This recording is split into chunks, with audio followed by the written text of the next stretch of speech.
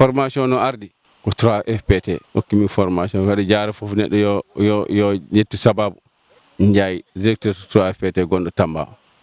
kanko nangani min ha oɗo formation o yalti hande kanko garduɓe ɗo to gurel bayɗi ɗo ha o yi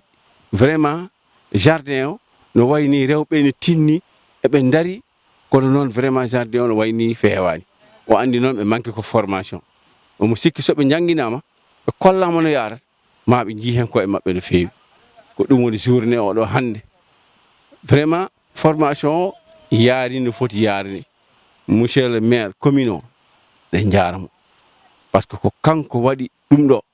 sa yi oɗo jardin rewɓe keeɓi arde yiide ko kanko waɗi so waɗano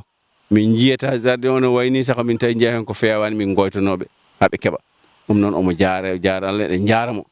o walliɓe no fewi omo continue wallude ɓe kadi matériel ari ha timmi hay hunde mankani te kamɓe kadi ɓe timmini kadi formation mabɓe haɓe ɓeydi hen goɗɗum kadi ko jeydano ko hen ɗum noon ɗe jaara Allah ɗe jaraɓe ɗum noon vraiment ɓe mbaɗi golle mabɓe timmi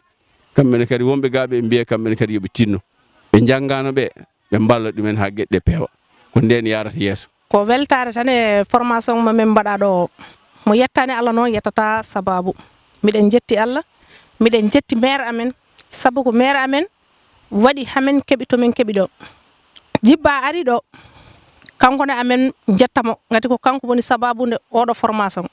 o ari ɗo o yi sange amen o yi amen jiɗi liggade kono min ngala gandal no men liggori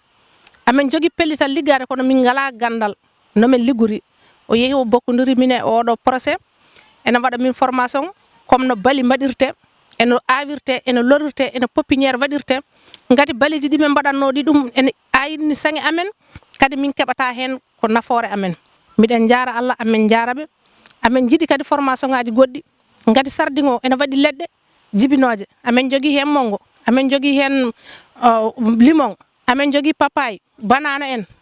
nebeda en foof amen jogui hay formation ngaji ɗin wadde firiji juillet amen jiɗi somin keeɓi e nder sardin amen o gati amen jogui leɗɗe mumen ko groupe-maji ɗiɗi ndendi ɗo président min Coumba Diallo ko Kawral